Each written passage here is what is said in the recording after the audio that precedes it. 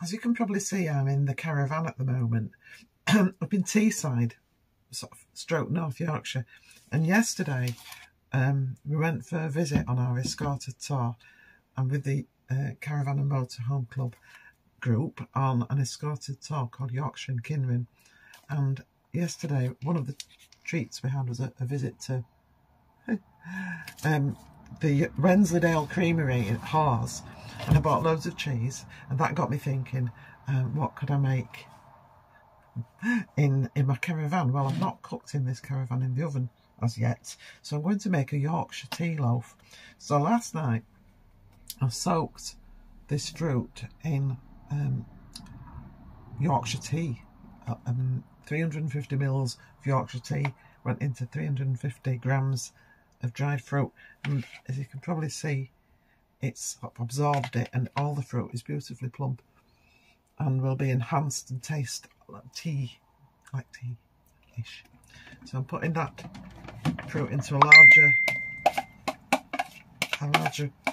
bowl, and just cracking in 2 eggs. Cracking 2 eggs and give those a mix in. I haven't got any equipment as such. I haven't got weighing scales, I haven't got hand mixers or anything baking-ified, not really.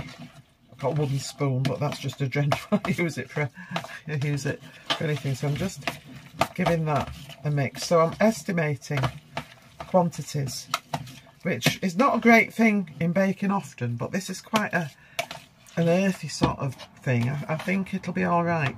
So I've got some brown sugar. Now this is a 500 gram bag, and it's saying I need 200, so that's just less than half. I will go on the lower side of that because we can manage without massive amounts of sugar in things, so I won't go over it. So I'm just, as you can see, coaxing that out, and then I'll just have a look at the bag and see what I think in terms of, I think that's all right. It's well less than we need, really. It's a bit of an experiment.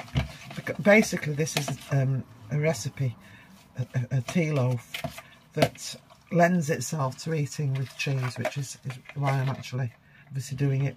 Not normally, but I thought I would. I'm putting a bit of cinnamon into that.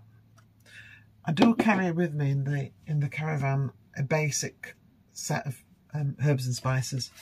I don't bring everything I've got, but some basic ones that I like to use a lot. So that's in. So the only thing left to do is to guesstimate again the self-raising flour.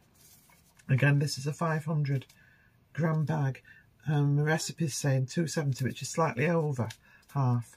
So I'm just doing that. The eyeball technique. That's what I call it. But I'm not putting all of it in because basically I can tell from experience as much as anything when enough is enough. We don't want it really sloppy, but we don't want it uber thick. So just mixing that in. And what I've got is, I'll show you that I haven't got any tins with me because, like I say, I didn't come on this trip with the motorhome, Caravan and Motorhome Club to do baking specifically, but we've got a down day today, which means we're not out on a trip. We will go out somewhere later on, but this morning I'm just happy to tuckle in the caravan, which is a new to us caravan, so I'm still getting used to it. So just, that's looking right to me. That's looking right to me. So tin wise, it's not impersonation. It's, what's the word, John, when you are improvisation.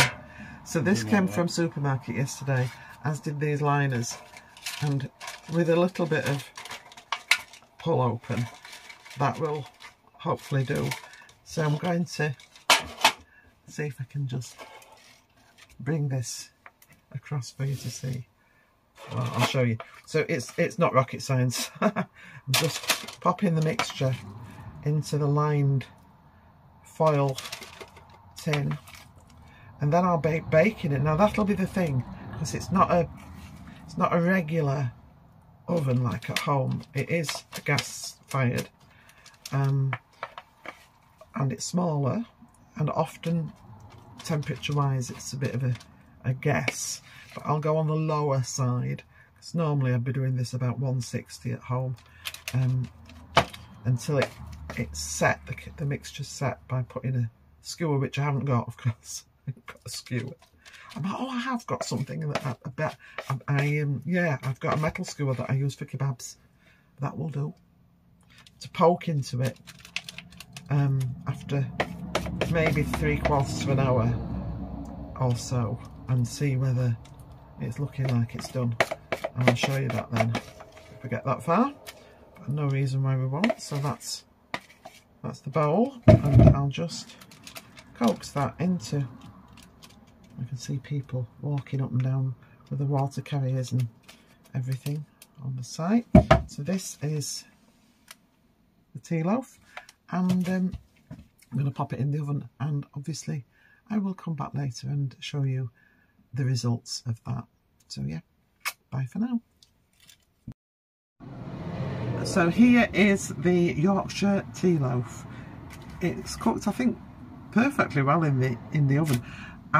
It looks a bit ugly because I've got quite a big hole in the middle, and that's because I used my rather fat metal skewer that I use for kebabs to test it, and it made a very unattractive dint.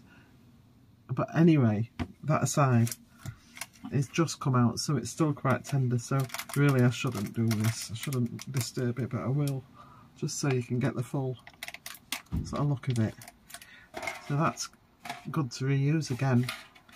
And this is the, see if it will peel off. I didn't grease this. I've never used these before. I've never used these before, so I don't know quite whether you should. It's absolutely lovely. So I pronounce in my caravan that this Yorkshire tea loaf be a success, and later on when it's cooled down we'll be being served with some genuine Wensleydale Creamery original Yorkshire Wensleydale crumbly cheese, and next up, cheese scones. I'm gonna do them.